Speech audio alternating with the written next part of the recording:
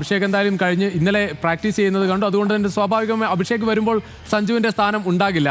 ഇവിടെ പലരും സഞ്ജുവിനെ വിമർശിക്കുന്നത് കണ്ടു. ഈ അഗ്രസീവ് അപ്രോച്ച് വേണ്ടതില്ല, കാരണം കുറച്ച് സ്കോർ ചെയ്യാൻ ഒരു 50 ഒക്കെ എടുക്കാനുള്ള ഒരു ശ്രമം നടത്തണമെന്ന്. പക്ഷേ ടീമിൽ അത്തരത്തിൽ അഭിപ്രായമുണ്ടെന്ന് തോന്നിയില്ല. കാരണം ഗൗതം ഗംഭീറിന്റെ ഒക്കെ ഒരു ചില വീഡിയോ ഒക്കെ പുറത്ത് വന്നിരുന്നു. ആ അഗ്രസീവ് അപ്രോച്ചിനെ അഭിനന്ദിക്കുന്ന തരത്തിൽ ഒരു പരിശീലകൻ എന്ന നിലയിൽ താങ്കൾ എങ്ങനെയാണ് അതിനെ കാണുന്നത്?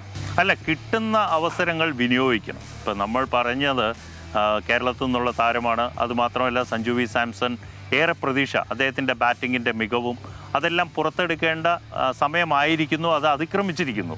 കാരണം കിട്ടിയ അവസരം നമ്മൾ വിനിയോഗിച്ചില്ലെങ്കിൽ പിന്നെ പശ്ചാത്തപിച്ചിട്ട് കാര്യമില്ല. കാരണം അദ്ദേഹത്തിന് ലഭിച്ചു കഴിഞ്ഞ മത്സരവും ഇത്ര മനോഹരമായിട്ട് 3 സിക്സോടുകൂടി തുടങ്ങിയ ഒരു ബാറ്ററിന് തീർച്ചയായിട്ടും അദ്ദേഹത്തിനൊരു 50 റൺസ് 60 റൺസ് അല്ലെങ്കിൽ ഒരു സെഞ്ചുറി അടിക്കാനായിട്ട് കിട്ടിയ ഒരു അവസരം, അതും അദ്ദേഹം ആ ഒരു ഷോട്ടിലൂടെ ഔട്ടായി, അല്ലെങ്കിൽ അദ്ദേഹത്തിന് ആ ഒരു ഇന്നിങ്സ് കണ്ടിന്യൂ ചെയ്യായിരുന്നു.